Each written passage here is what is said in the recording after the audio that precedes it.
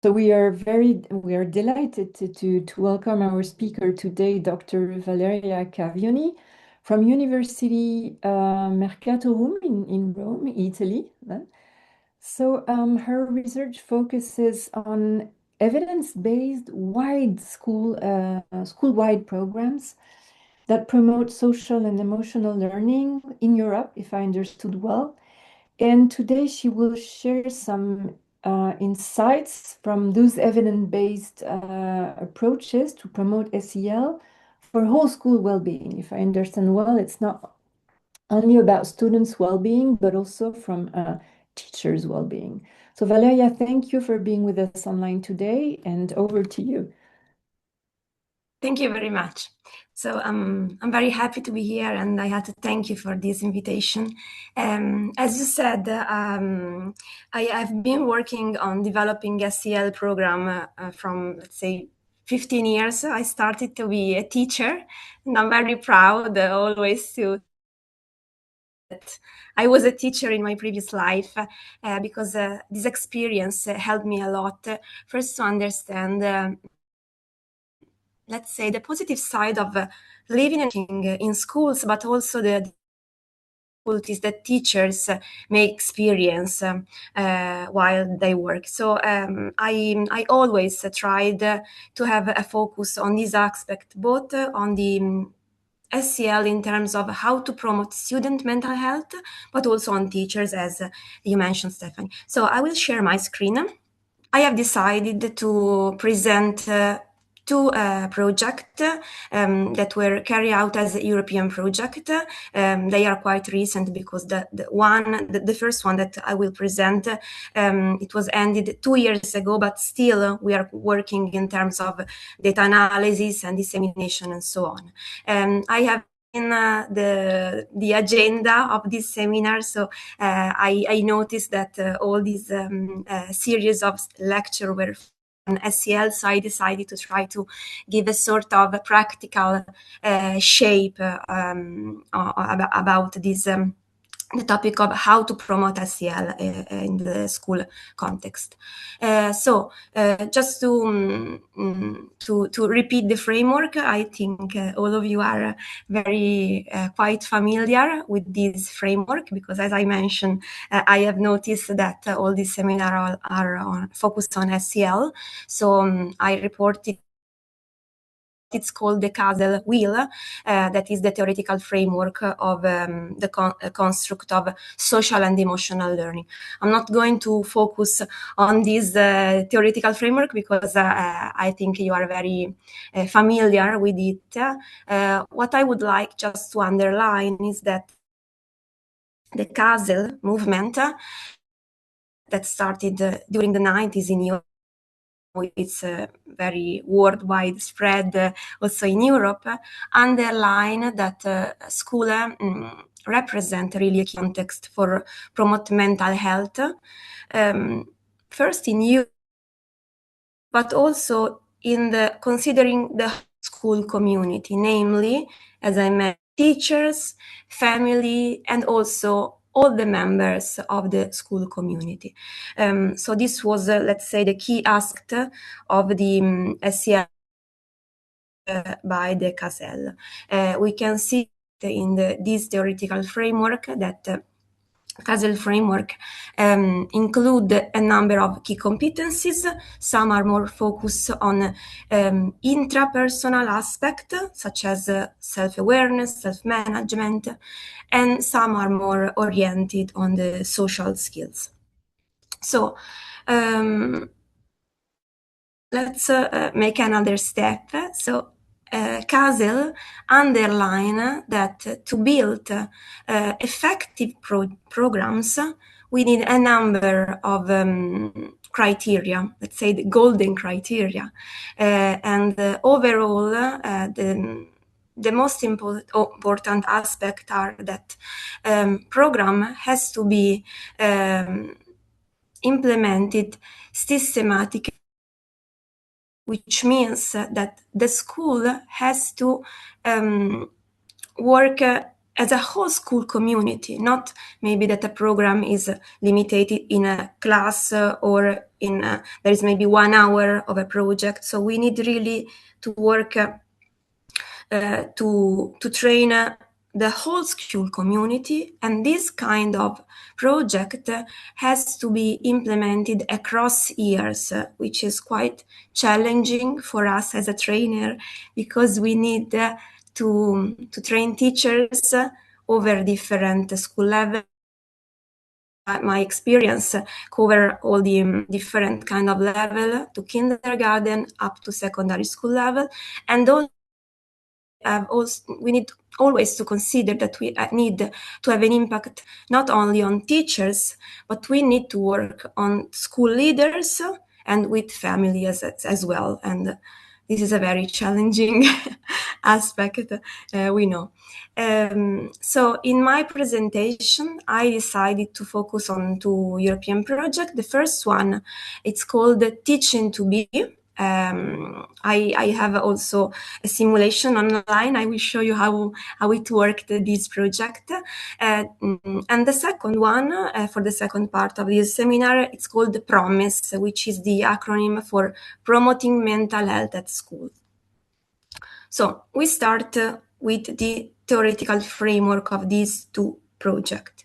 We mention SEL, but what we observe in the, let's say, the last decades, it's an increase of the mental health difficulties of children and adolescents. Because if we look at the report published by the World Health Organization during 90s, most of the report estimated more or less 10% of students that experience important psychological difficulties, I mean, with a diagnosis. Later, other World Health Organization reported double, let's say 20% of children who experience mental health difficulties. And after the pandemic, we know that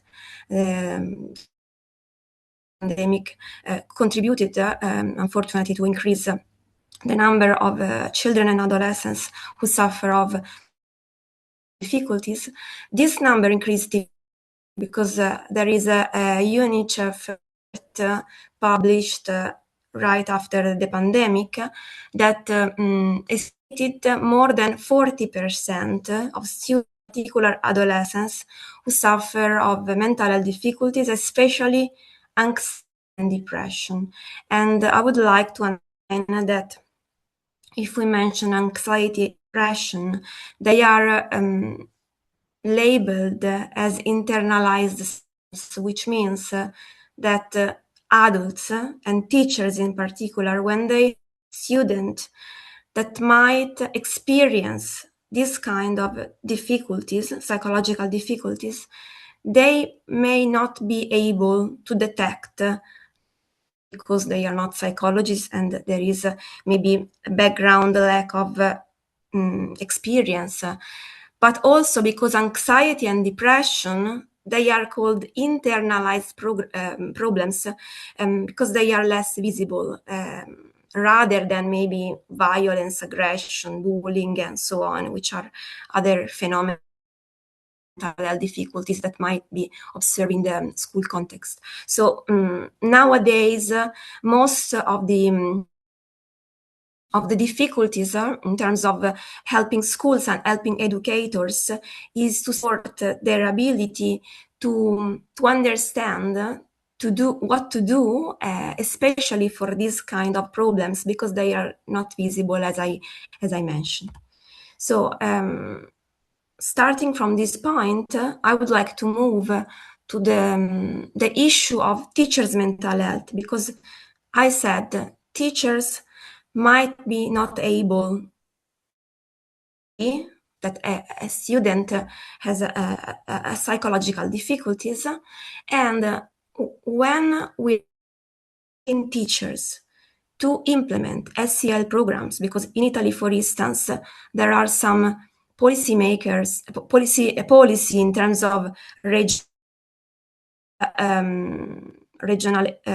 point of view, national point of view, also in Europe, worldwide, there are a lot of policy that require that teacher become able to deliver mental health programs or SEL programs. But maybe we need really to focus on whether teachers feel able, so it's a matter of self-efficacy, are able, which is a matter of having the competencies to deliver this kind of project, to address some psychological aspect in student, and to feel really, as I said, able to touch this kind of issues.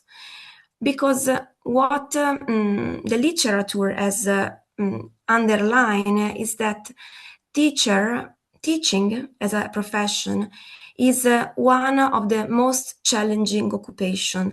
There are many papers, research report, and we can, let's say that teaching is like in the first 5 profession that are prone to work stress related. Because as we know, being a teacher involved a number of abilities and difficulties, because teachers, for instance, has to manage the relational aspect with student, with peers, with the leadership, with the parents. They have to manage the emotion of being in a relationship, and also being a teacher means working in a school, which is a professional environment. It's an organization.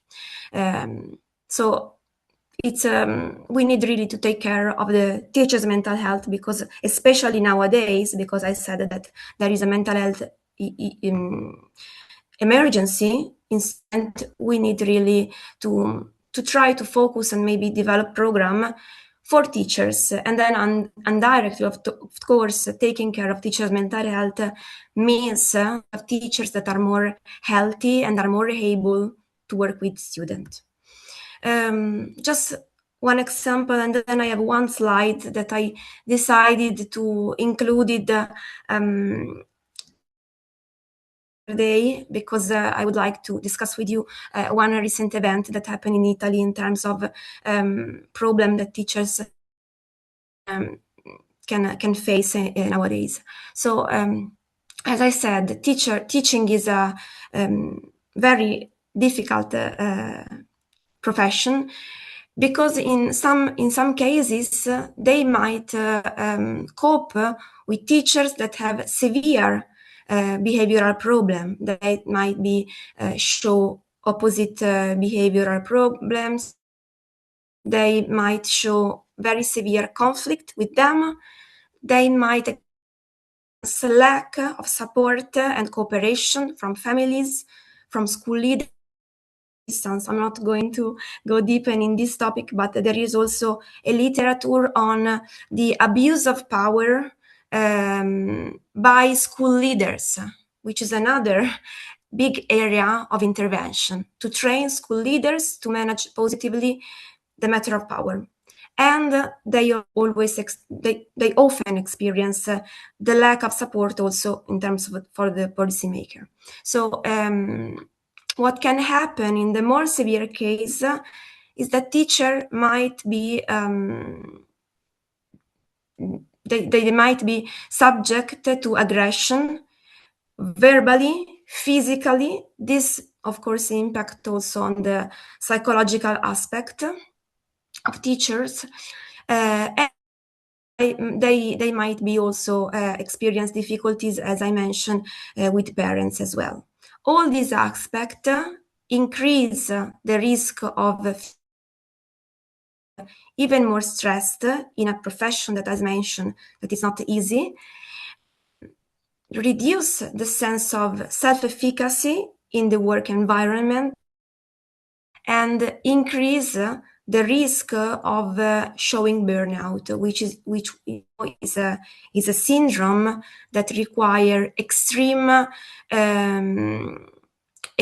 extreme level of feeling tired in terms of physically, mentally. It evolved also, as I mentioned, reduced self-efficacy, and in the most severe cases, teacher need to leave the work. So just to this aspect, and then I will show you one slide of something that happened in Italy last week.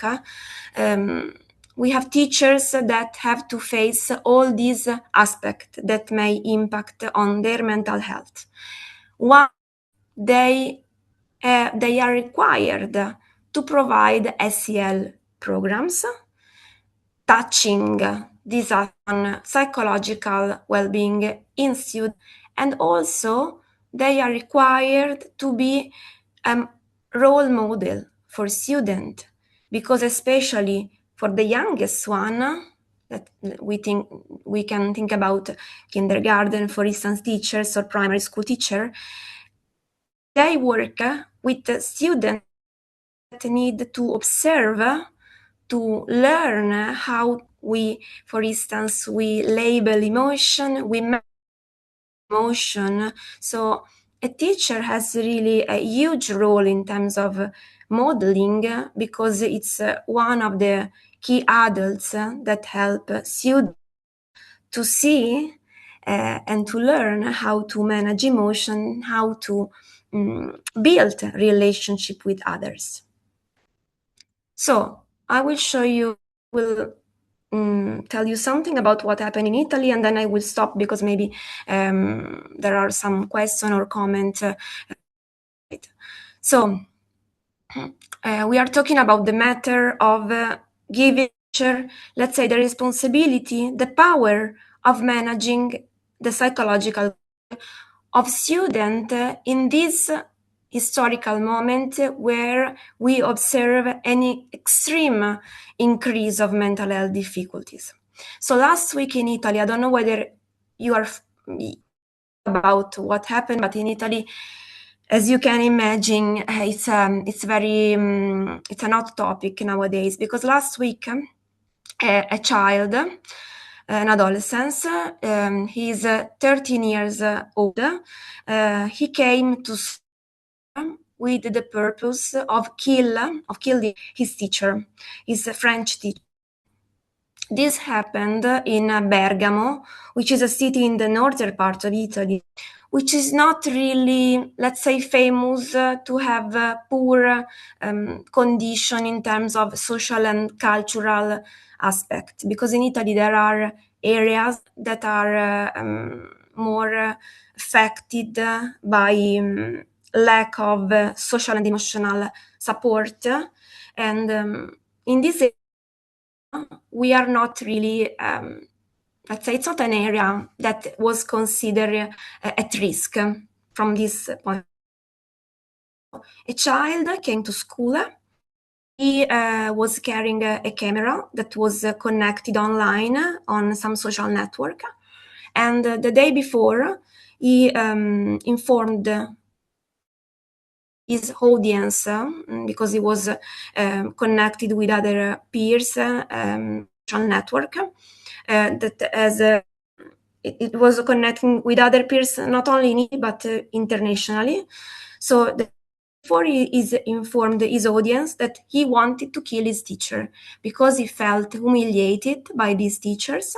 So he wrote a letter, he published a letter, and then he came to school with a camera hanged on the that was connected online to video record and streamed what was going to happen. He came to school and he stabbed his teacher in the neck.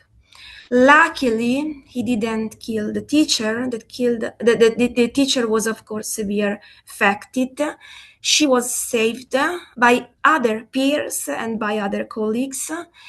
But what we need, what I would like to share with you, and maybe I will stop just to share some reflection, is that he declared that he wanted to kill the teachers because he felt humiliated by her. And we are hearing even more frequently. This case is maybe not so severe because this is the only one case that I can remember so severe in Italy, because we are not familiar with this kind of cases. But we need really to support schools in terms of the school community to not only address, let's say, how to recognize emotion, how to we don't need a basic social and emotional learning programs, but we really need to support the teachers, to help them, and also help the student to understand how to build a positive dynamic, and also to, let's say, cope with the relationship based on power, because these kids couldn't cope with the fact that being a school means that there is a teacher that has an unbalanced position, because we know that the teacher relationship doesn't mean that it's a peer-to-peer relationship, but we need really to go deep and within this relationship, with the relational dynamics. This is the last slide, and then I will stop because I would like to know, maybe to listen to some comments. So the aspect of extreme school violence, of course, cannot be understood as in an easy way, because also in Italy they are trying now to understand, to talk with this kid, to the family, to understand what really was where the motivation for this extreme behavior, and we can understand that we need to consider multiple motivation from the individual level up to the contextual level, but we need really to address the whole ecosystem. So, as I said, the teacher, the classroom, the whole community, because in this historical moment, we really need to support the whole school, and especially the teacher, because this kind of aspect maybe not so, as I said, violent and extreme, but still students that manifest behavioral problem are even more frequent. So we really need to consider the mental health of teacher. I'm going to stop a little bit because I would like to know whether you have comments or any maybe question about this. Okay, I will come to you. Yes, so there is a question in the chat. So, Okay. Lul, maybe you could ask your question if you're in the classroom. Thank you for your question. So good morning, and thank you for this introduction. So I wanted to ask you about based on the case. For young adults who are constantly exposed to violence, can an over-identification with others' emotions without strong self-regulation skills actually trigger defensive or aggressive behaviors toward authority figures such as teachers? And I was asking this question in the sense that over-comprehending emotions without proper boundaries can paradoxically increase the risk of conflict or not.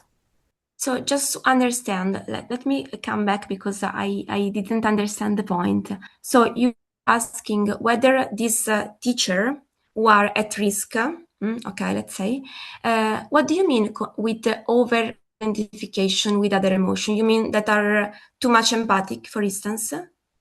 Yeah, I feel like we are so much exposed that we are too much aware of everyone's emotions.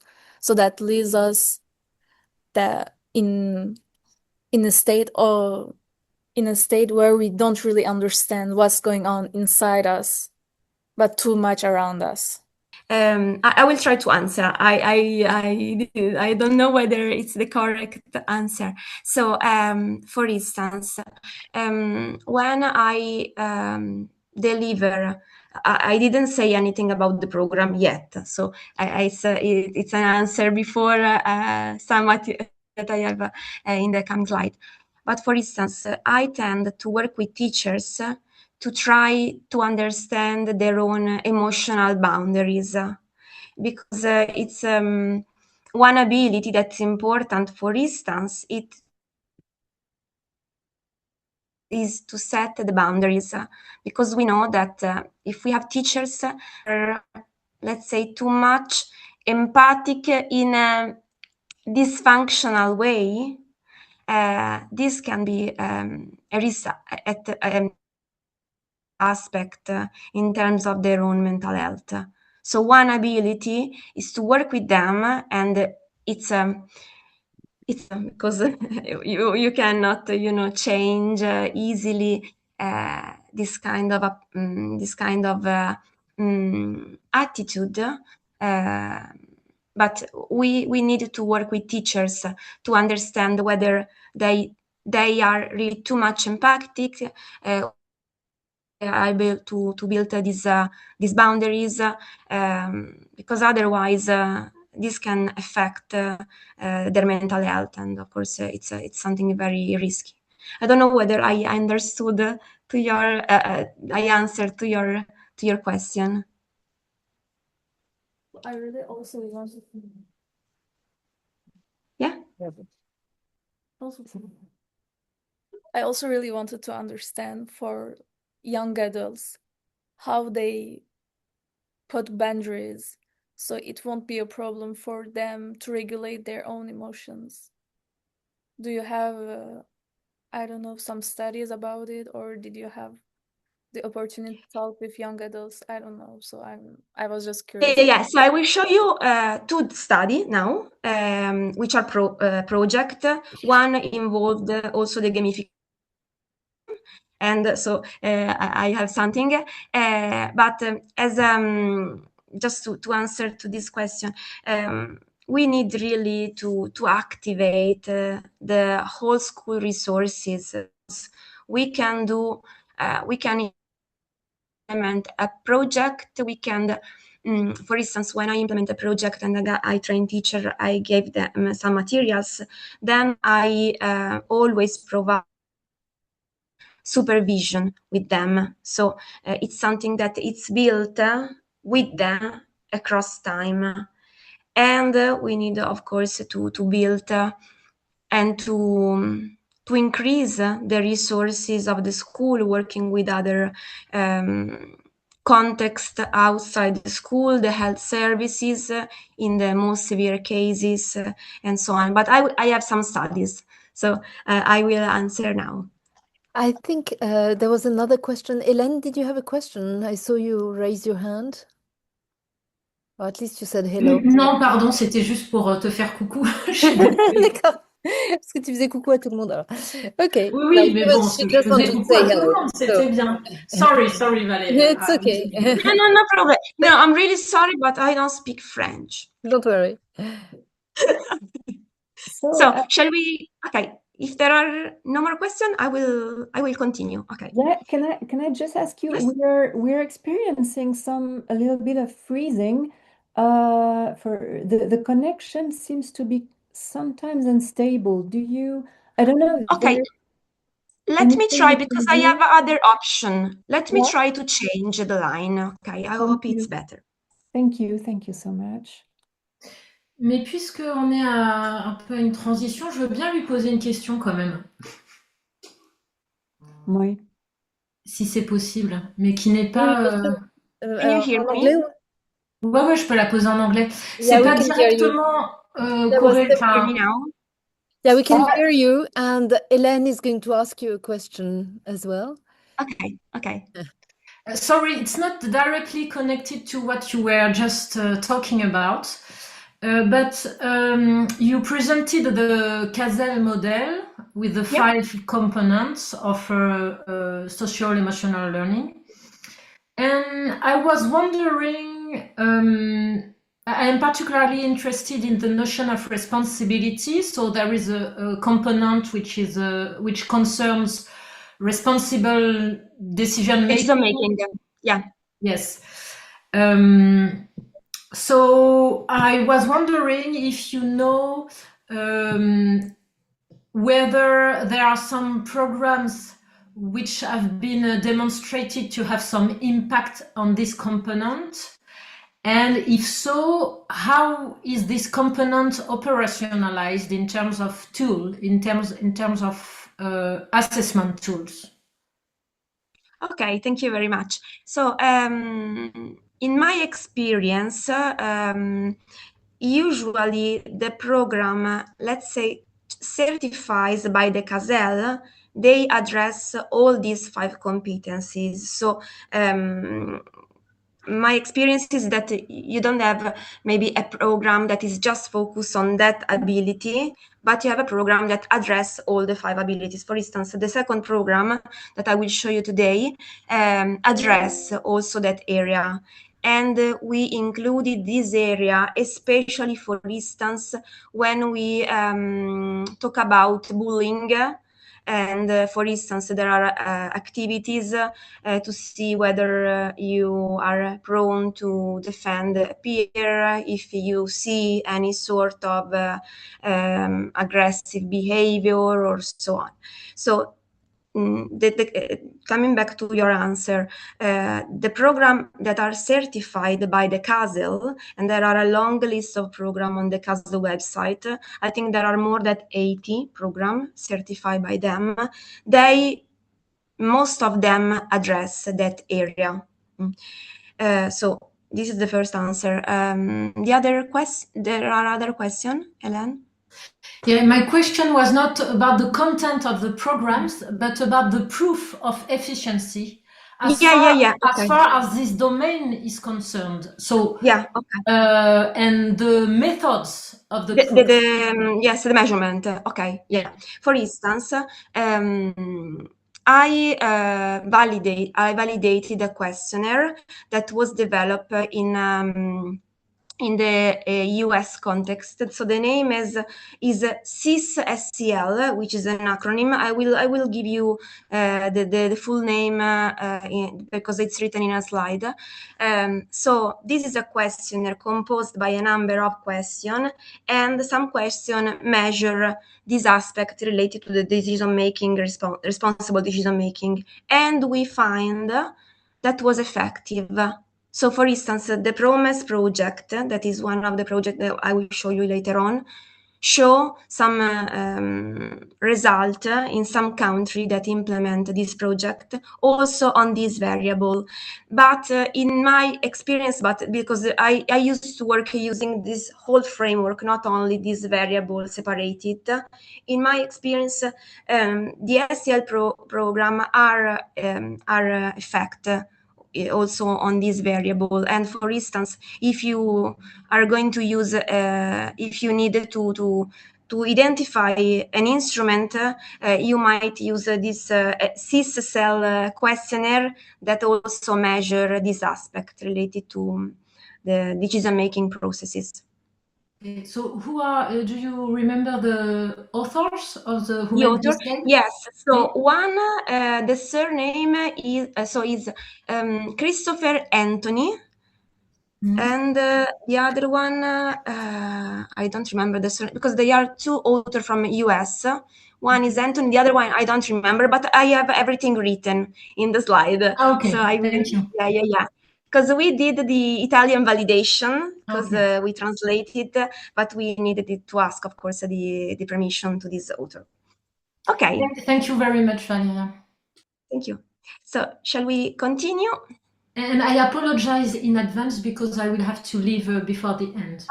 Okay. But I will send you the material, so you can. I hope you can find all the answer. If not, you can write me, and I will be happy to answer to you. Okay. Let's continue. Okay. So, coming back to us, what we can do.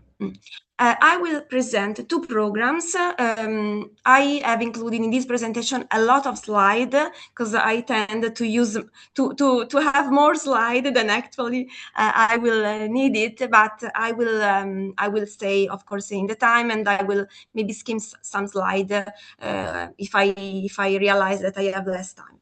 So the first project that I would like to present you is called Teaching to Be. As I mentioned, it was a European project funded under the line of fund called Key Action 3.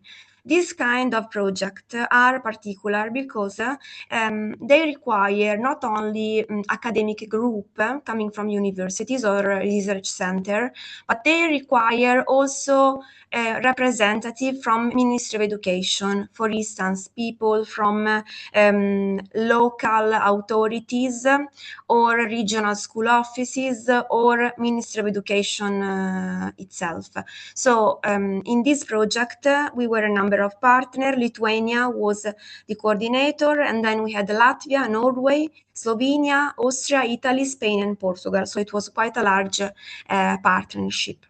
The aim of this project was to address the topic of teacher professional well-being, so it's connected to what we were saying before, developing a course using gamification, which was and which is still quite an innovative approach because we are used nowadays to have, let's say, not many, maybe a good number of projects and programs and training courses focused on teachers' mental health. But using gamification, so far, there are, to my knowledge, there are no other experience like this one.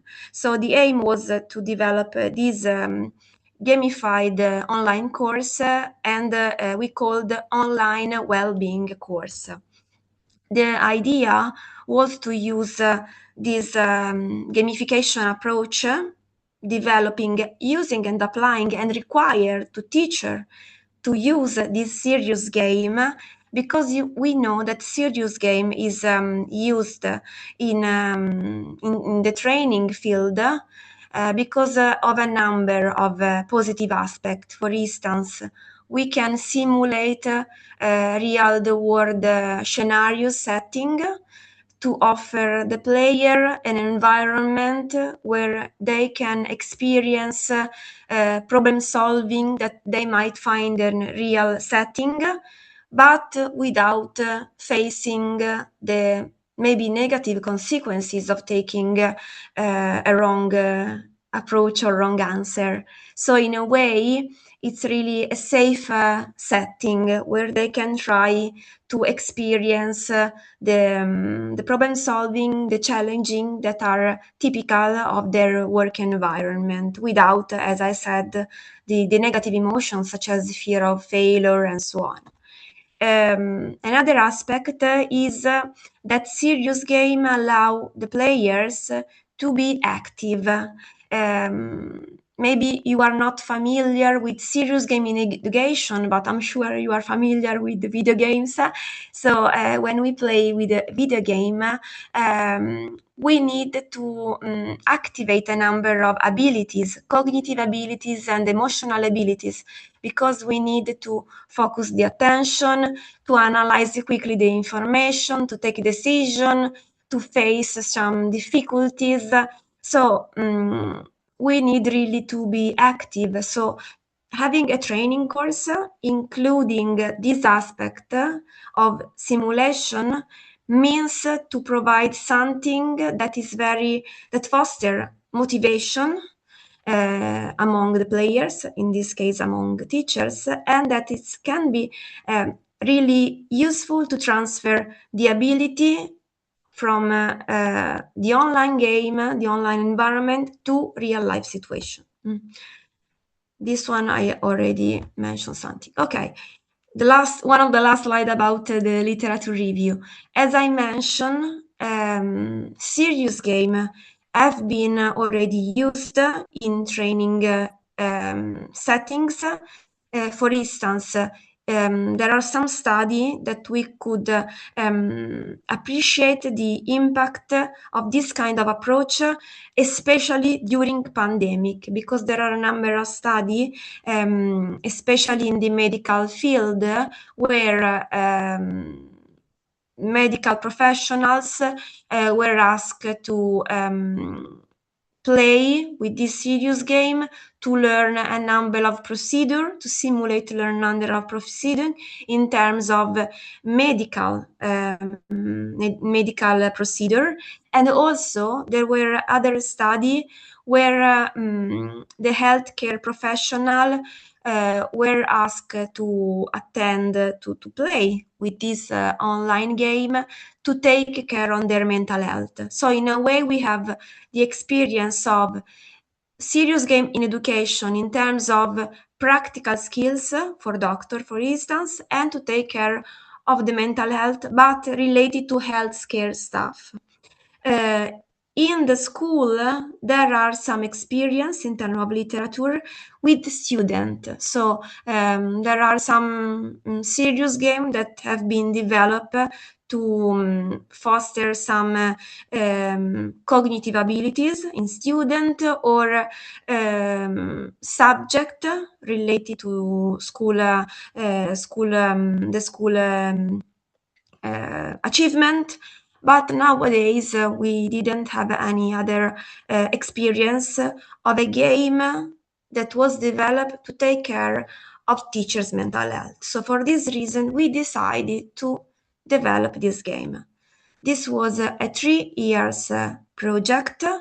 The first year was dedicated to the literature review, namely, what does it mean to talk about teacher well-being in terms of whole school approach, considering the individual aspect of teachers, the social aspect, the organizational aspect. Then in the second year, we developed what is called the participatory action research, PAR. So we invite a number of teachers, and this group of teachers we call the A group, to help us to define the literature review and to revise the draft of the online well-being course. So we ask some schools to participate, and we met a number of teachers in the school in the afternoon, and we went to this school. We talked with them, organizing focus group. So they really became our partner in this development of this research, because they help us to redefine some, let's say, as I mentioned, the theoretical part, because this game, of course, is research and theoretical based, and they gave us some very useful feedback to design as better as possible this video game. I will show you now the video game because it's still online in a demo format. Then the second year, we enter in the experimental phases.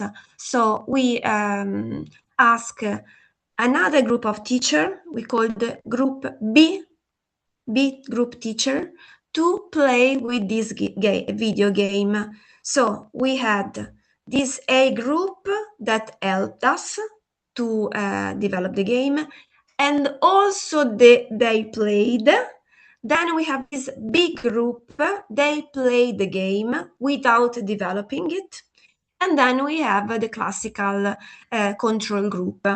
They helped us in terms of data collection, pre and post tests, but they didn't participate within the lifetime of the project because they could access the game after the post test. The teacher had the opportunity to use this game over a period of 5 months, from November 2022 up to April 2023. the game was composed by 12 levels that touches different aspects of teachers' mental health. And in parallel with this game, they had also the possibility to have an handbook that was provided as a PDF, but that was also integrated within the game, which means that, for instance, they played the level 1 game that was focused on a topic, and then at the end of the video game, the level 1, in the video game, there were the video game show the pages of the handbook related to the same topic of the level 1, and the handbook was built to give them something else to be used, also sharing the same topic with their peers in the real setting, for instance, at school.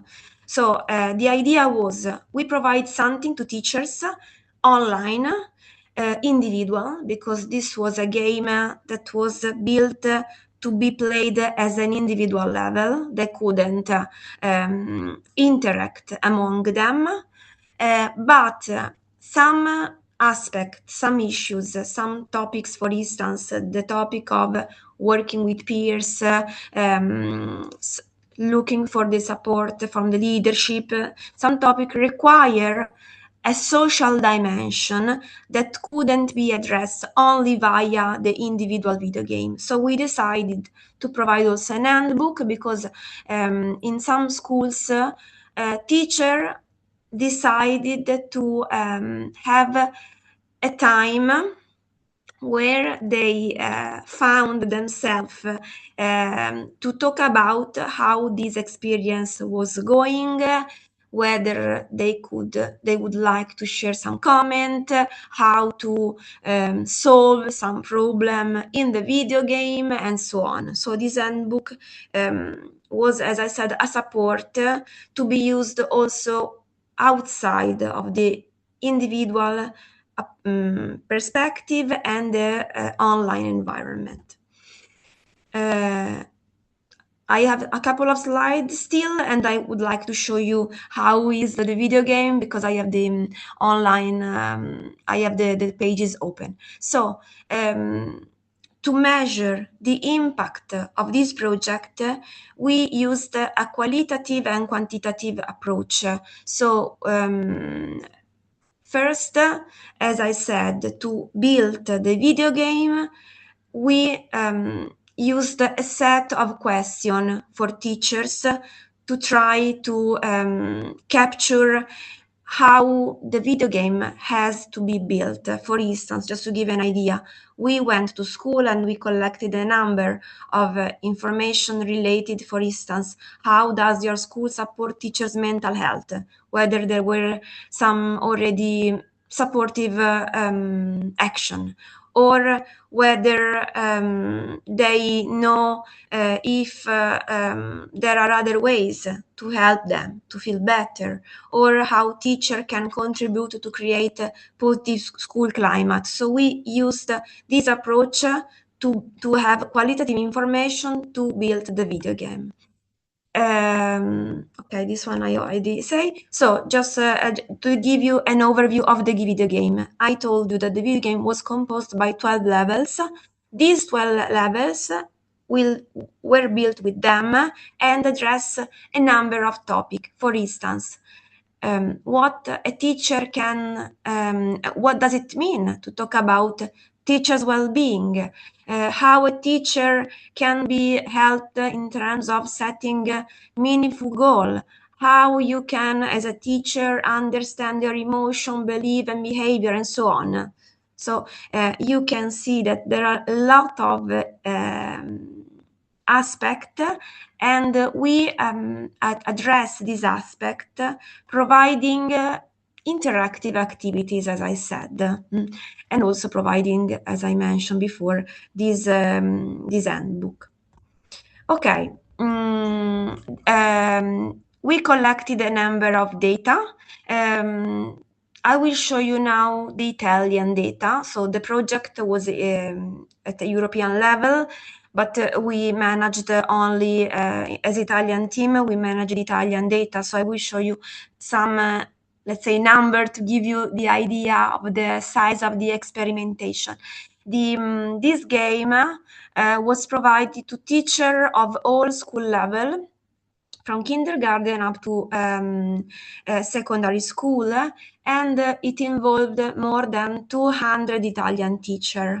These are some information related to the prevalence of female, because I think also in your country the most teachers female, and we collected data from 10 schools in the northern part of Italy, because we as a researcher, we are living in the northern side, so we collected data. As I said, there were 3 groups. Group A, which helped us to develop the video game. Group B, which participate only to the video game, and Group C, that has access to the video game after the post-test. We used a number of questionnaire, a long list of questionnaire actually, to measure a number of aspects. For instance, social and emotional skills in teachers, self-efficacy, job satisfaction, and so we used really a huge number of questionnaires because we wanted to understand the real effect on this video game. In this presentation, I have data only related to social and emotional competence, self-efficacy, and perceived stress, because we are still analyzing data. And also we collected some qualitative data. We asked to those that belong to the experimental group whether they could observe any change in themselves on the other participant named their colleague. Okay, now I will show you maybe the most interesting part, how it works, the video game. So the video game has a story of a teacher that that needs to move in another city. So the player has to identify in a teacher. You can see here it's written you, and there were some dialogue, because the story has a narrative style background, where as I said, there is a story of a teacher that changed country, she arrived in another school, she has to familiarize with the new school environment, know her own colleagues, the school leadership, and as well. The environment was built as a video game, as you can see, and the idea was to present some challenges that were frequent and familiar within the life of a teacher. I will show you now the video game, because these are screens that I took. I hope it's working, because the video game is very heavy, and probably this is the reason, because the line is a bit slow. Okay, I hope. Can you see the environment? Can you see the video game? I don't know whether it's working. Can you see? Because It's working. No, yes. Yes. Okay. Probably this is the reason, because it's quite heavy, this video game. So this is the first level of the video game. So you can see these are some messages, and clicking on this, the teacher. So this is the English version, but for Italian we add the Italian translation, and we translated this video game in all the languages. So there are some, as I said, some messages to help the teacher to familiarize with the environment, to what she has to do, and so on. So clicking on this, there are some messages. Okay, so we go. Okay, this is a message. This is teaching to be. Before starting your journey into well-being, it's important to know the surrounding environment. Are you ready? Next. So we try a little bit to play, and then I come back to the research part. There was a message to help the teacher to familiarize with the environment, because the idea is that the game was built to contain some object that help the teacher to overcome the level. So it's the typical structure of a video game where you have to collect an object. This object can be saved within a repository, and then you can use this object to solve a problem that maybe you can find in the next level, and so on.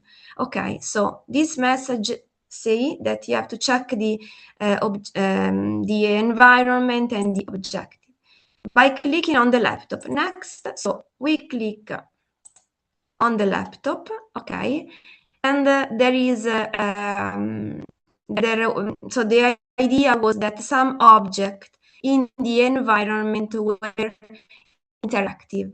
So a teacher could click on some object, for instance, here there is the laptop. Laptop contain a news related to the newspaper of the village, because the village of this video game is based in this village called Welbury, and so on. So this is the example, just to give you an idea. I will click, okay. Okay, I will come back to, okay, there is, I don't know whether you can also hear, there is a phone ringing. So just to, no, you cannot, so there is a phone ringing. I can hear you, maybe I didn't share the sound, but the idea is that the environment was really active, and a teacher required to click and to move within a different environment. Now I will close the simulation, because maybe is this a simulation that is very heavy. Okay, I will come back to you, because, okay, let's coming back here. So, as I said, within the game, the teacher has to collect some object that require to overcome some challenges across the level. Also in the game, every now and then there were some prompts question on how to face, how to react to some challenging, and the teacher has to click on the answer that she or he think that is the most appropriate. Some answer require a right answer. Let's say, for instance, if I click the wrong answer, the game will say, maybe you can think about it and consider this one. So the game provide a formative input, feedback, to help the teacher to try to reconsider the answer. Some other prompt were neutral prompt. Let's say, for instance, this one, I don't know whether you can read it, but it's written, what is your usual response to stress situation in the workplace? Maybe a teacher can answer, I can barely manage them. But it's not a wrong answer. It's a sign that this teacher need more help in terms maybe of regulation of emotion. So by clicking this kind of answer, the game register the answer and display a sort of profile in terms of skills that has to be improved, or skills that are already improved, because we have this option. It's written ability here. So by clicking on this option, a teacher could have a sort of screen on real time on their let's say point of ability, because for instance here it's written commitment, organization, empathy, network, self-esteem, leadership, problem solving. So based on the action, on the click, on the ability to face positively the challenging, the teacher could have a feedback in real life on her profile over the 12 level. This is the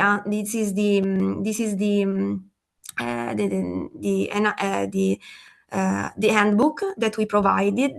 The handbook was built in order to give a teacher both a theoretical information, such as what does it mean to try to implement your own strength based on the positive psychology approach, but also, as I mentioned, to provide teachers some question to be addressed in an offline environment.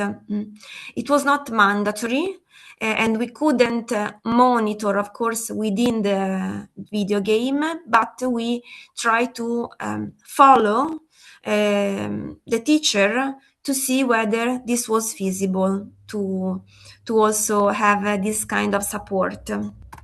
Okay, this is another example. As I said, every week they have a level. Every level has the parallel in terms of objective in the workshop and so on. And this is just example of how the handbook was built. Some result, I will finish this part on the result that we obtain, and then I will stop to see whether there are some questions before presenting the second project. As I mentioned, we collected quantitative data and qualitative data. To analyze the quantitative data, we applied general linear models to see whether there were differences across the 2 times, pre-test and post-test, and across the 3 groups over time. I will show you, as I mentioned before, the result only related to to 3 instruments, because we are still analyzing the data. So overall, we managed to publish some papers related to this variable. So in terms of social and emotional competence, we used an instrument that was developed in the US context by an author called Tom. We also did the Italian validation about this instrument. This instrument is quite large because it's composed by 52 items that consider social and emotional competence across 4 areas. The relationship among teacher and student, the ability of teachers to regulate own emotion, social awareness, namely the ability to understand, such as, for instance, empathy, to understand and value the different point of view, diversity in general, and how they manage the relationship with peers, the school staff, and with parents. So the image that you can see is the total average of these 4 domains, and we could see that both the group A and B, so the group A helped us to build the program, and the group B only played with the game. Both the group increased between pre-test and post-test, while we can find the opposite pattern with the group C. Sorry, there is a mismatch here in the slide with the written ABC, but the C group is the light blue one, and you can see that within the school year, the group C decrease in terms of social and emotional competence. Another aspect, perceived stress, we could find a similar pattern in terms of improvement. Let's say perceived stress, we used a scale which asks to the teachers to identify in the last month how often they feel, for instance, upset, they feel unable to control some aspect, or they feel nervous or stressed. It was composed by a number of items like this. So the group A and B show a decrease in terms of perceived stress, while the group C basically didn't show any changing from the beginning of the school year to compared to the post-test. The last questionnaire that I will show you is related to the self-efficacy. We used a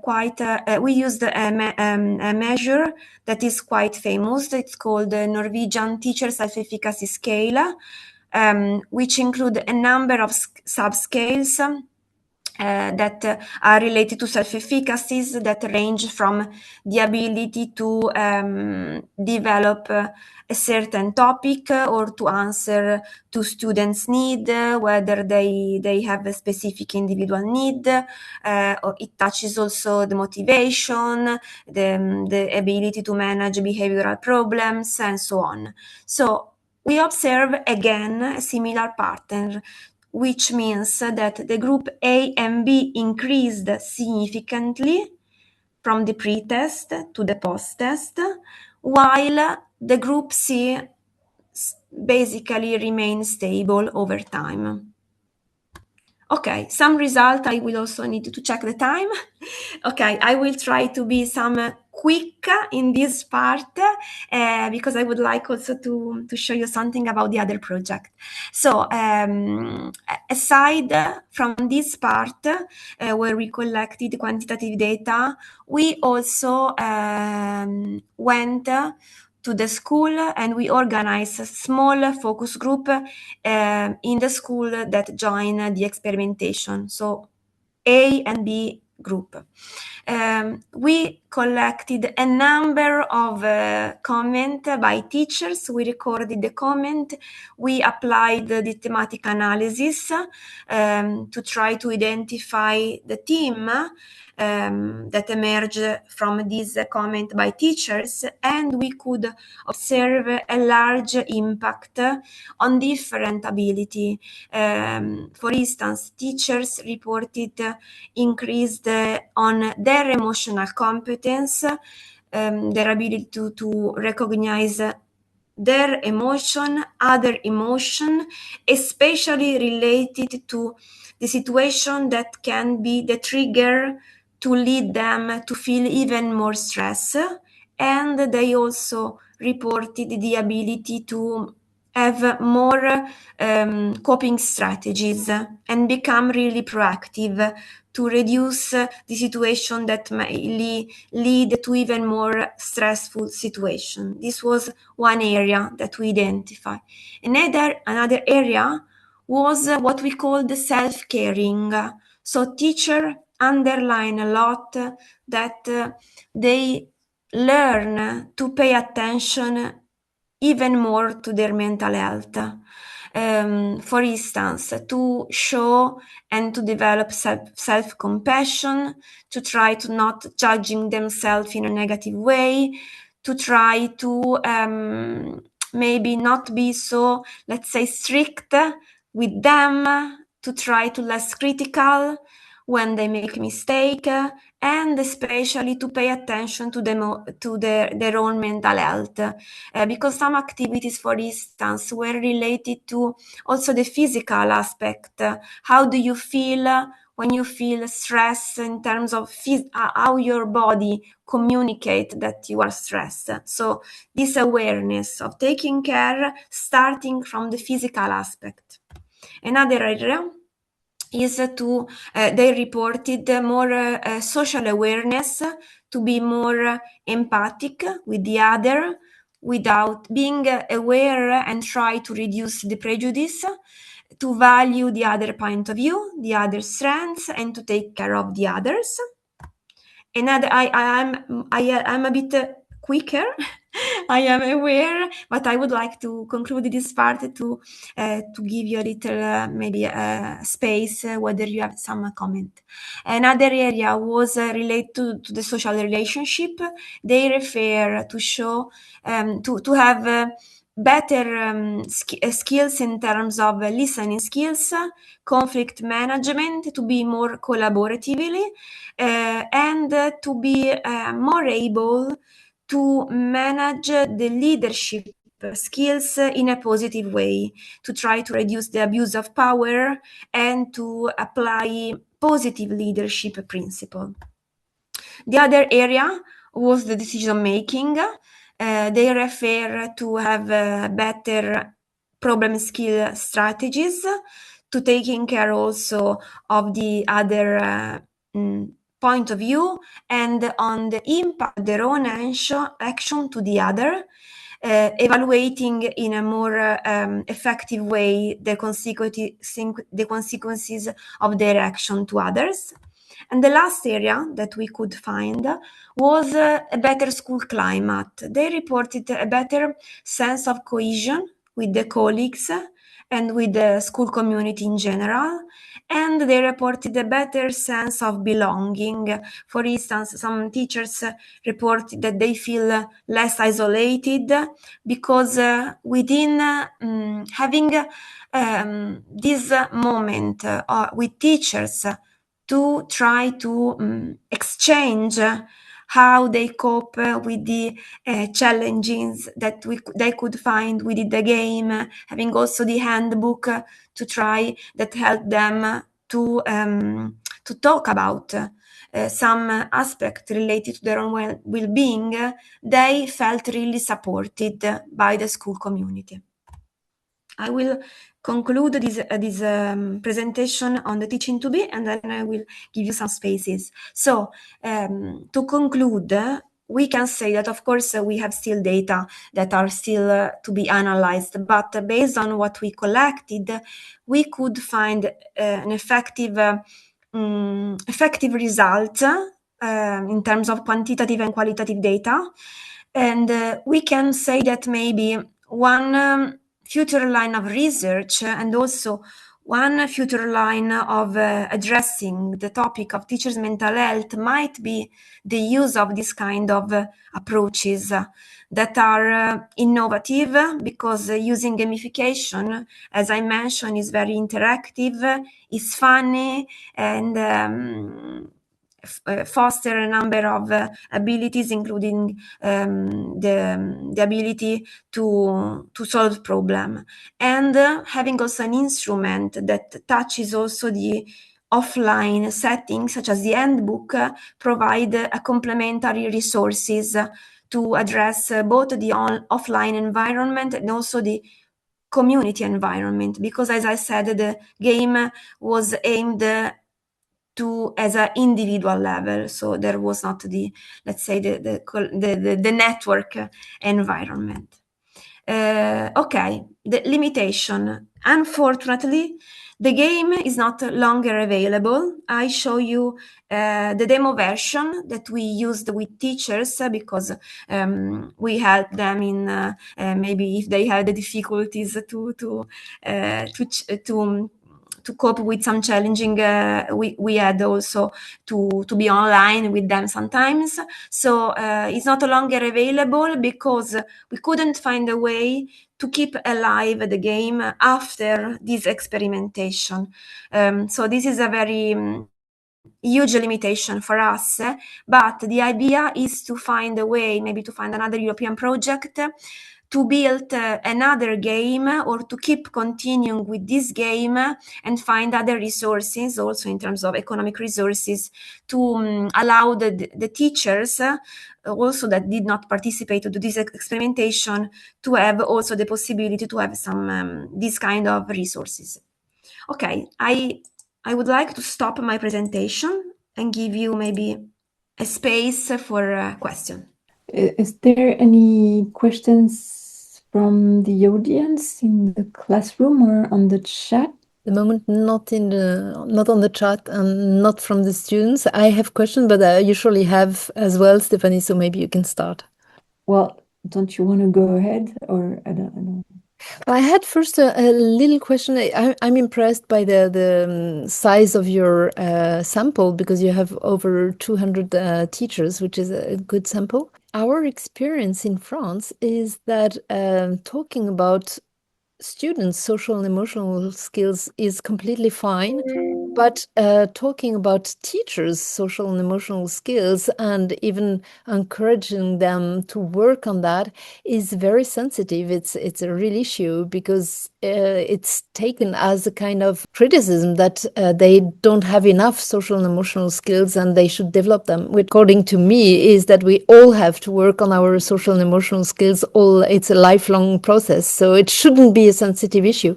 But in France, it's very difficult. So usually we try to have like hidden ways and trying to stimulate or to foster teachers' social and emotional skills through working on the kids' social and emotional skills. It's really hard to address the question directly. Is it the same? Yeah, it's so I must say that we were, I would say we were lucky, but it's not a matter of luck. It's a matter of hard work because we established over here a good network of schools, teachers, and school leaders that really believe that working on this kind of project it's really productive for teachers and for students. So we started with a strong basement in terms of alliance with school, and this was, of course, an aspect that we needed to consider. Secondly, the project was aimed to teachers' mental health, and the teacher, especially in that period, because we were still after the pandemic, they felt exhausted. They felt that they really need some help, and we provided help because we were a group of psychologists, and we really followed them within this timeline because we didn't abandon themselves. We didn't say like play the game and that's it, but we followed them, and this was quite also challenging for us in a positive way because they used to play the game usually in the evenings, because you can imagine the life of a teacher is quite busy. So what happened is that they enter in the game in the evenings.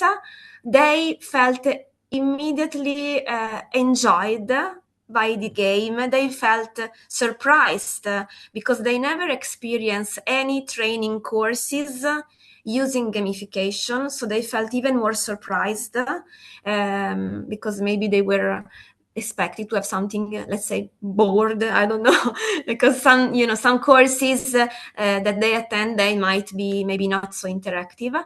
So they felt, as I said, very surprised. And we followed them in some evenings, which means that we knew that they were playing in the evenings, and we were also online for them, because if they needed extra help technically or from other point of view, we really follow them. And I think this aspect, to not feel abandoned when you are attending a course, was also another strength. Because I will conclude. Based on the experience in the Italian courses, we have some courses that try to address or touches a little bit teachers' mental health, but the perspective is often that, okay, you have to follow these courses and so on. They don't really need feeling cared and support over the process, because it's a process. They changed during this program, and we follow them. I hope I answered to your question. Yes, of course. So that partly answers my second question, which was also about the balance to be found between individual effort to be made to take care of their own mental health or development of social and emotional skills. I think it's very clever, actually, to introduce this through this lens, because people feel taken care of instead of feeling judged. So that's very, very nice approach. And it sounds genuine, of course. It's not. It could be taken as manipulation, but I don't think it's the case in your approach. Yeah, and the other question was about the whole framework, and it's something we've been discussing since the beginning of this seminar through several sessions. The CASEL framework is very centered on individual skills, not taking so much into account the whole system. And again, I'm talking about France, but I think the situation is probably not that different in Italy. There are a lot of systemic problems with classes with too many students, with exhausted teachers, sometimes the hierarchy not helping teachers when they face difficulties with, for instance, students' behaviors or parents' sometimes conflictual relationships. So I've always find it difficult to just put the whole responsibility on the teachers' shoulders by giving them more tools to regulate their emotions, their stress, and so on and so forth, instead of trying to change the system from the outside and just providing better working conditions, which would also be part of the solution. So in what you showed, there was a big focus on individual skills to be developed, but I mean, to what extent can you develop to compensate for all the other difficulties, which they don't have power to change that, actually. So yeah, I totally agree. So for this project, we didn't consider only the CASEL framework, but we rely also on the, let's say, work psychology approaches, considering also all the organizational aspect. So in our the courses addresses also the matter of the leadership, how you can manage the relation with the leadership, with the parents as well. But as you mentioned, it's always difficult to reach the other partners in the school. We manage to have some meetings with the head teachers of these teachers across the lifetime of the project. At the beginning, while we were implementing this project, at the end, and so on. We didn't provide in this project anything for the school leader. In the other project, we organized something for the school leader and for parents, but in this one, we didn't provide them anything. But when we finished the project and we spoke with the school leaders, they said that they would like also to have a video game for their own social and emotional competencies. Maybe we will develop as a further line of research to have a program like this one for the school principal. I have a few questions if we have time. Yeah. Do we? Yeah. So one of my questions is, how much do you think the fact that was how much did the gamification modify the engagement of teachers to participate? Yeah, I think it was the key aspect, because when we went to school and we collect the qualitative data, most of the teachers said that they really liked this approach to have a video game that can be played when they feel to play. So it's not like a training course where you have to follow in specific timeline. So they were free. They could even play the video game during the weekend, some teacher even during the night. And it was funny for them. So this was a very important aspect. And we provided them one time, the possibility to play was one time per level, which means that when they finish they couldn't replay again because it's a matter of funds as usual. So we had we had a number of credit within this platform paid by a partner, so we could give them the credit to play one time. Some teachers asked us to play again from the beginning after months because they felt the need to come back to some topics, reflect again, have the same positive experience and so on. But we couldn't give them this possibility because we didn't have any more credits. So based on this feedback, I can say that having this kind of approach was really a key aspect. Okay, thank you. And that's also an answer that answers part of my second question, is that so you managed to actually control the time and how much time they played because the levels they could not repeat? Yeah. We had the manager, let's say, account.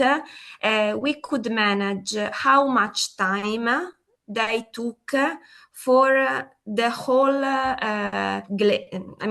this was the total divided by level.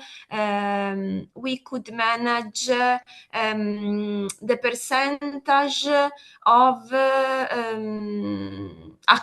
time spent for each activity. Yes, there were a number of index that we couldn't yet address in terms of analysis, but there were also these parameters. Yes. Okay, thank you. And also, did you choose whose teacher were, randomly, for example, were going into group ABC, or could they choose by themselves? No, we issue a call to join the project.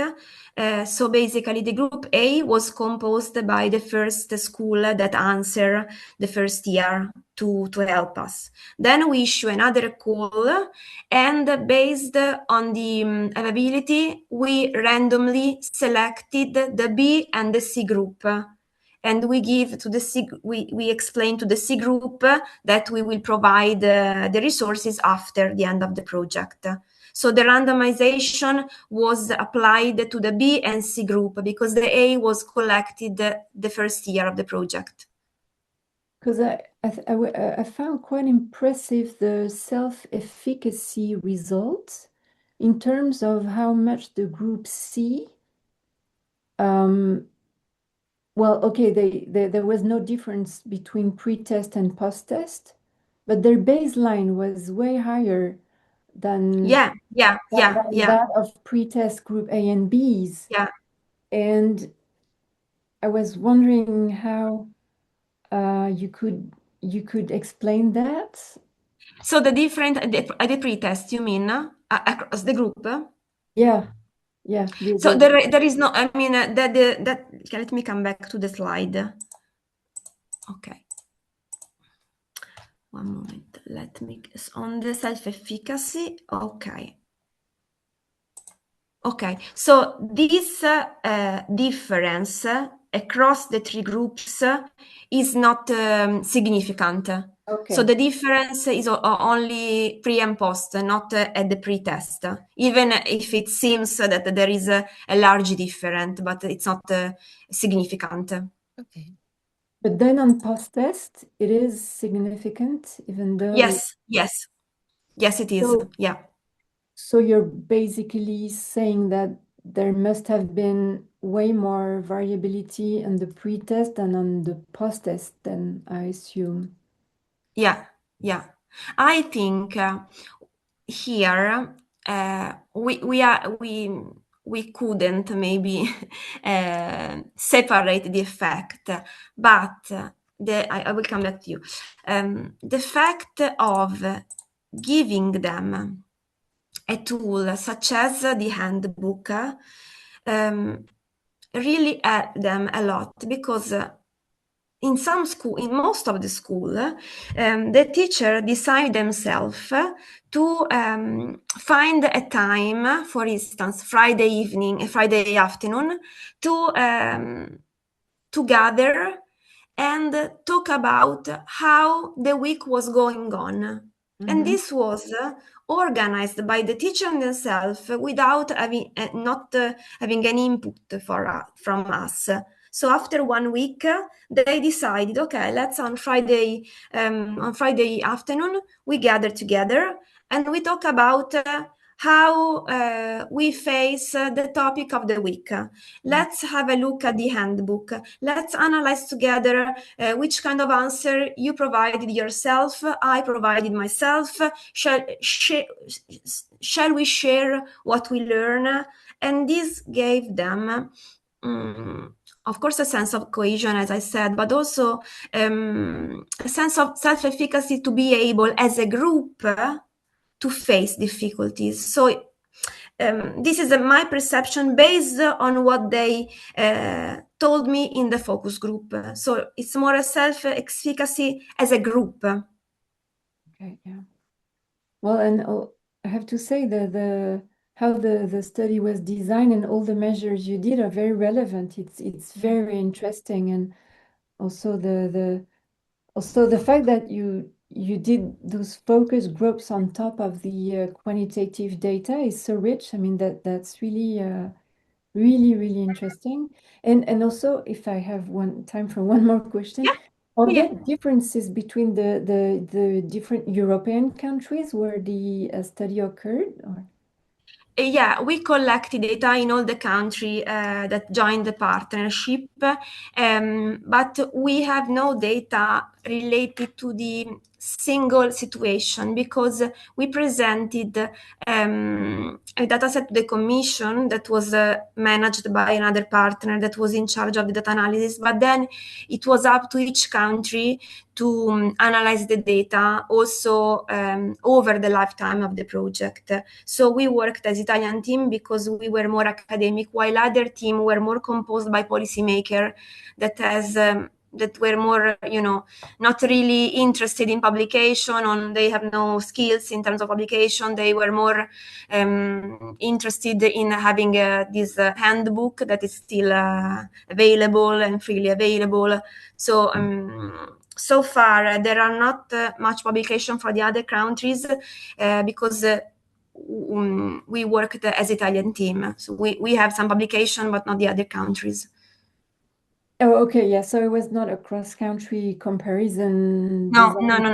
Also because we didn't want to give the idea that it was to teacher, that it was like let's say a challenge among the countries, because the video game might give a little bit the idea that is a challenge against the other.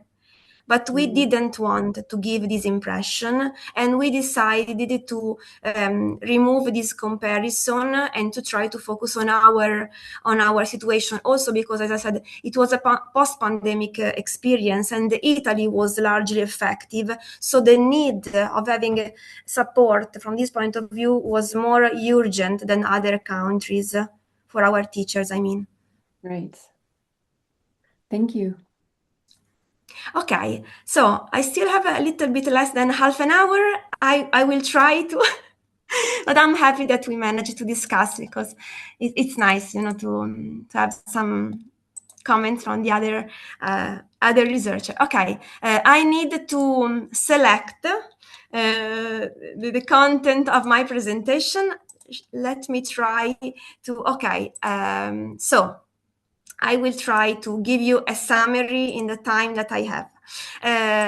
This second project was carrying out in overlap with the teaching to be a little bit before, because unfortunately it was carrying out during the pandemic. So I propose the idea to the commission to develop a whole school mental health curriculum. And when I wrote the proposal was before the pandemic, so I couldn't have any idea that was what was going to happen. But unfortunately, luckily the project was funded, but unfortunately it was funded right when the pandemic started. So we found out to have a project focused on promoting mental health in probably the the most urgent historical period when mental health was considered at school really important. So PROMISE is the acronym for Promoting Mental Health at School. It was a European project, the same kind, so key action tree with policymaker and so on, among a number of countries. We were 6 countries. And again, we used more or less the same research method using quantitative and qualitative measure. In this context, we have control group and experimental group that was participate in the implementation of this project. The country that joined the project were Italy. Malta was the partner that was identified as evaluator, so it was not involved in terms of experimentation. We had Latvia, Croatia, Romania, Greece, and Portugal, with some partner from Ministry of Education, school regional office, as I mentioned before, and we had also a number of associated partners that had the role of helping us with dissemination in different phases of the project. For instance, we had a center from US, the Rutledge Social and Emotional Character Developmental Lab from Professor Elias, that is quite known because it was one of the collaborators of the CASIL group. We had the ANSEC, which is the European Network for Social and Emotional Competence, and another organization. So I needed to skip a little bit because I would like to give you the key assets project. We developed a framework which is quite similar to the CASIL framework, but we decided to develop a curriculum for teachers, for students, for families, for policymakers that address 3 key themes. The first theme was SEL. So we had some activities for teachers, for students, and so on that address the 5 key areas of SEL. Then we had one team focused on resilience, and the other team was focused on the prevention of psychological problems. So in this way, we had the promotion part, we promote skills, while we try to prevent psychological problem. As I mentioned, the implementation was carrying out during the pandemic. The pre-test was conducted during winter of 2020. Then we train a group of teachers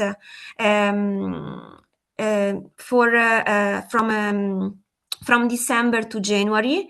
I will give you some information about the training course.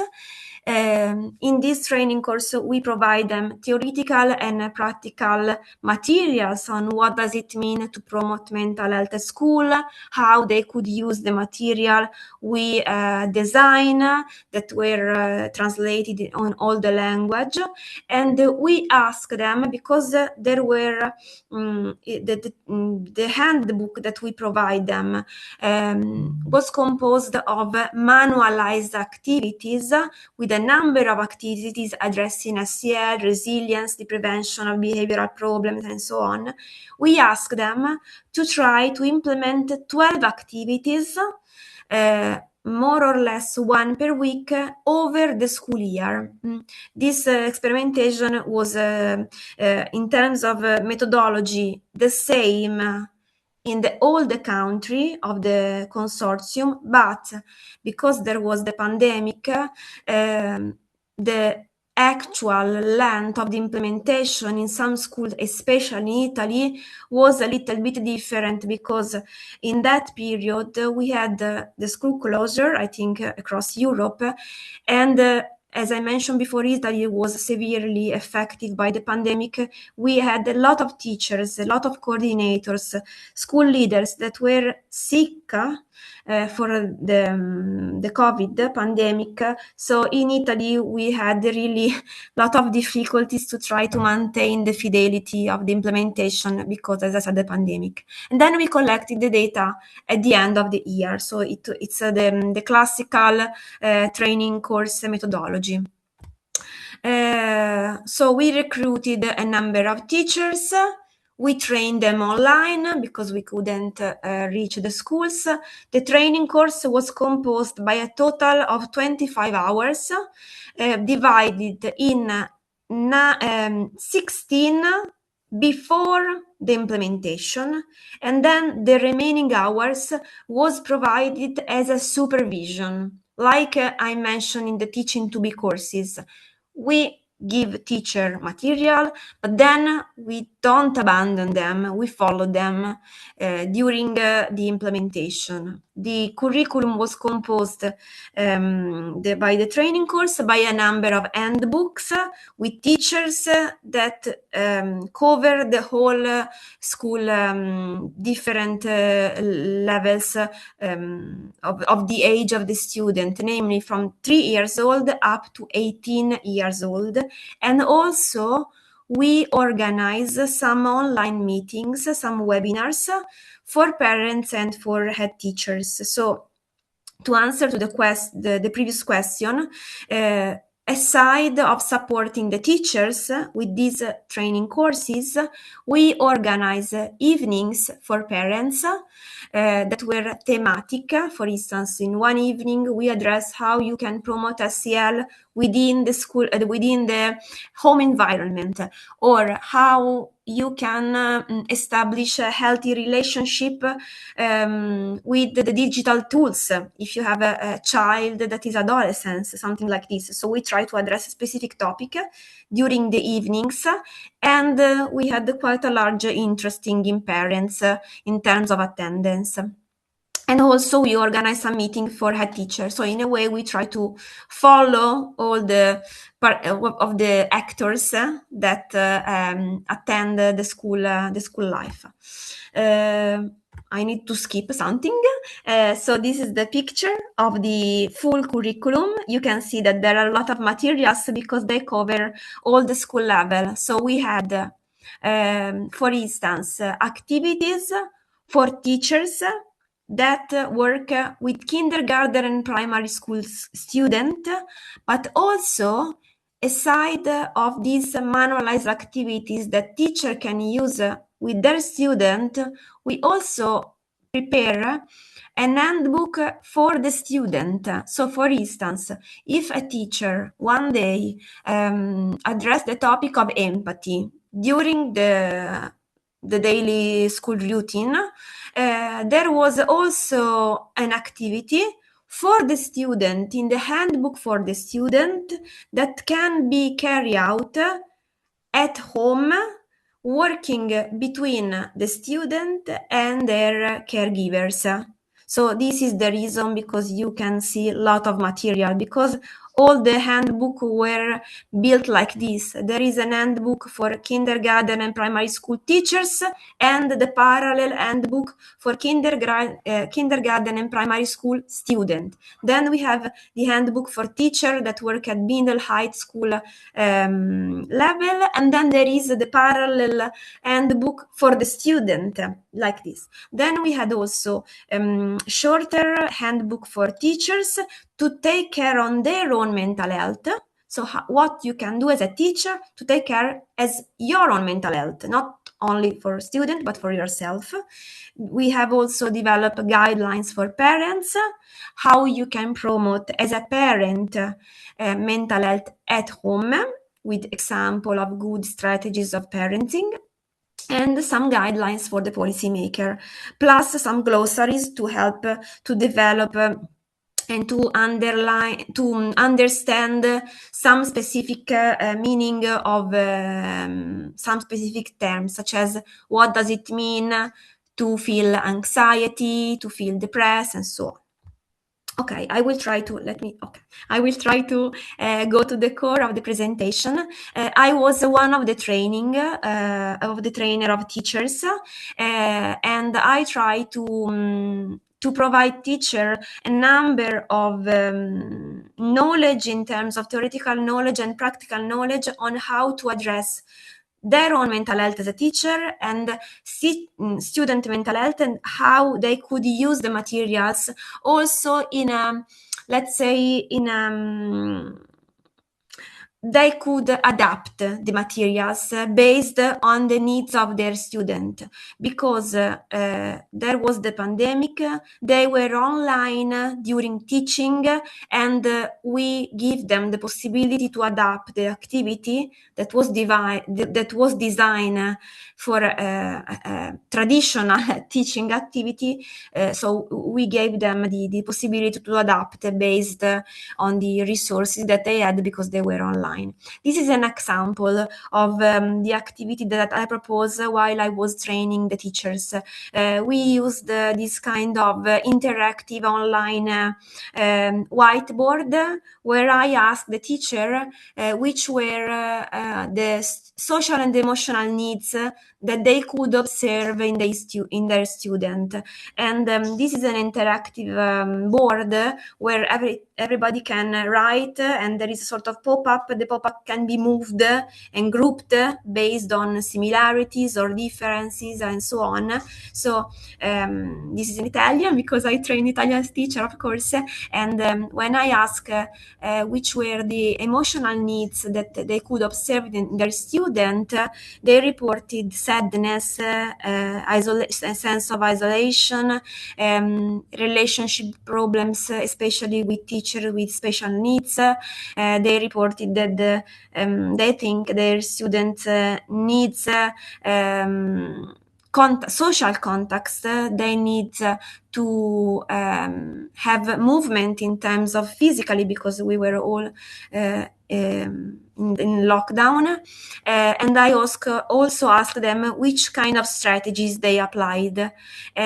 So this is one example of one part of the activity that I used to train them, because we started from this kind of brainstorm of idea, and then we used this idea to try to build their ability to confront the strategies, to try to integrate their ability within the activity that I proposed from the curriculum and so on. So we don't have time to go deep in, but these are just example of activity that I proposed.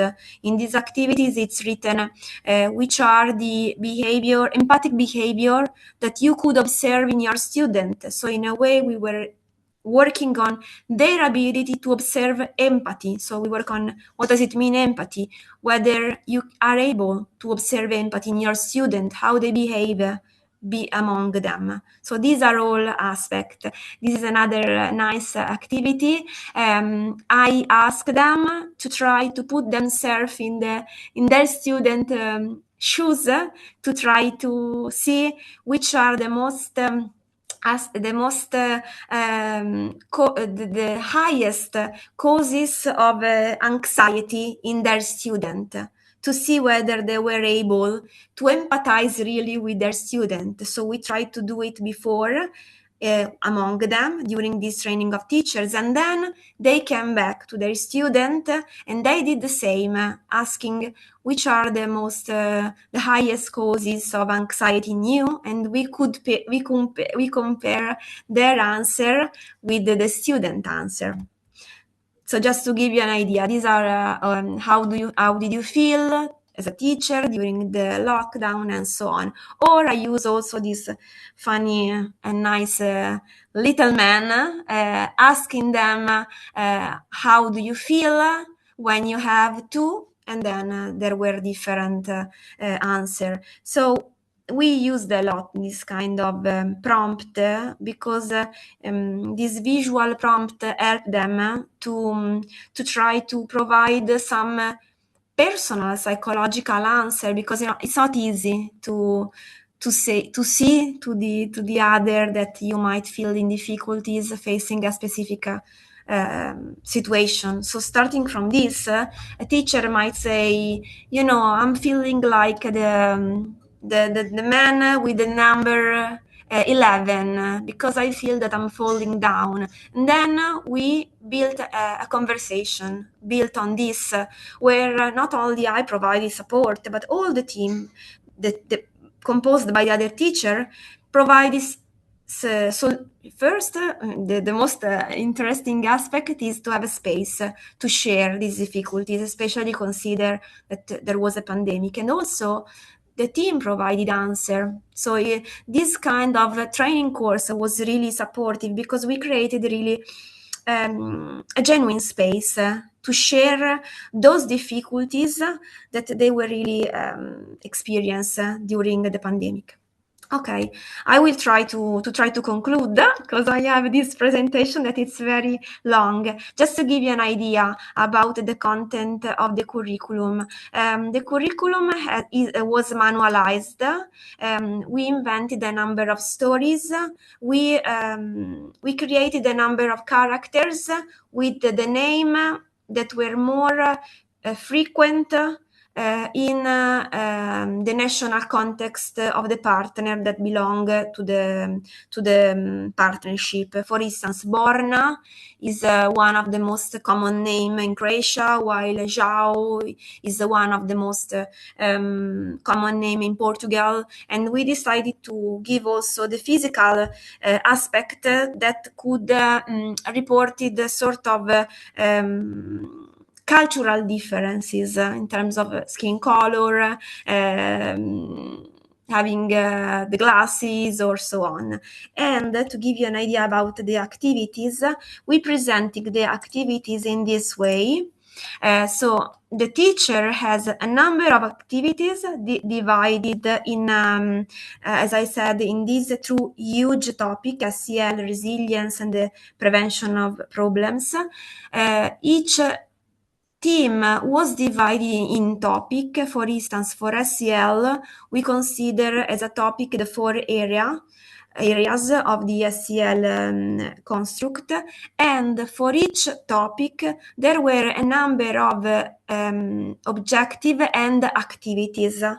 This is an example of activities that is focused on to be able to identify complex emotion. So as you can see, it's an activities where there is the outcome, the suggested target group, the material, there is a story, there are a number of suggested steps that the teacher can follow, and these activities were built using the SAFE approach, so sequenced, active, focus, and make the objective explicit. I decided to include this picture that comes from the Portuguese colleague. I liked a lot of these pictures because a teacher sent us this picture because they were talking about gratitude, which is an emotion that is not so frequently addressed in this kind of project. And the teacher asked the kids to try to draw the picture of the gratitude, like a personalization of the gratitude. And this kid built this character with this such a large arm that in my view they express the way that gratitude comes from the heart inside and go to be oriented to the others with all these hearts and stars and so on. So it was very nice because they also had the opportunity to talk about some emotions that are not so frequent, and also expand the emotional languages related to the emotion. Okay, I needed to close because the time is always we still have 5 minutes. We collected data. As I said, we used a number of measures. I will leave you in this I will remove what I didn't show, but I will leave you the information about the instrument because we used a number of instruments to measure the changing across time. Just to answer to the question about the instrument, for instance, we measure the impact of promise both on the student mental health and on teachers' mental health. So we really used a number of instruments to capture all the aspects that we address, both on teachers and on students. And for instance, for students, we used these scales that was developed by Anthony, I mentioned, and Elliot are the main author. And so in the data analysis, this is the last aspect. We found significant effect, because we analyzed the data in quite a large sample. We had, just to give you an idea, we had about 10,000 students in the 6 countries that joined project. 10,000, it's a huge number. And we found that according to teacher evaluation, we found that all the 5 areas, they could observe positive effect in all the 5 areas related to the SEL concept. So self-awareness, self-management, and so on. All these areas were significant. And also we found that comparing pre and post control and experimental, we found decrease in internalized problems such as anxiety, decrease in externalizing problems such as aggression, violence, and so on, and also an increase in prosocial behavior. So these are the main aspects. We found also the main result. We also had some papers related to the effect of promise on teachers, because we measure also the effect of promise on teachers. We found that had also a positive effect on a number of variables, but we have no time now to address these topics. So I would like to conclude my presentation, to thank you for this invitation again, and maybe if there are one question, maybe we have still time. Thank you very much, Valeria. It was amazing. I would have a lot of questions, so I'm not going to. I don't really know where to start, and actually 2 hours was too short. But I really wanted to tell you how impressed I am by the huge work you did. Obviously, I mean, it's such a tremendous amount of work preparing all these support and organizing all the meetings with the teachers. It's really amazing, and having done that over several countries is even more amazing, and 10,000 participants. So I'm going to have a closer look at your publications, because that's amazing, and maybe we'll get back to you with questions. I don't know, Stephanie, if you have questions. Yeah, maybe a quick one. Do you disseminate, do you share this material with the materials can be shared only if we have the possibility to train teachers or educators. So it's mandatory to train teachers, sure. because since we talk about mental health, it's better to train teachers. Yes. Yeah, of course. Okay, thank you. Well, this is really impressive, as Pascal said, this incredible amount of work. It's a pity we have no more time to I'm sorry, because I have like 2,000 slides, but I needed, of course, to reduce.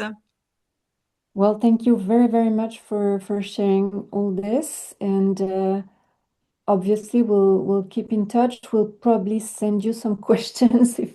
Okay, Stephanie, no problem. I will be happy to answer. I will remove the slide that I didn't show, and I will leave the slide that maybe can be useful for researcher, such as with instrument publication and so on. I will leave those slides. Yeah, maybe the links to your papers or just the references would be. Yes. Okay. Yes, sure. Thank you again. Thank you very much, and see you next week for the participants, and all the best to you, Valeria. Let's keep in touch. Bye-bye. Thank you very much. Thank you. Thank you. Bye-bye.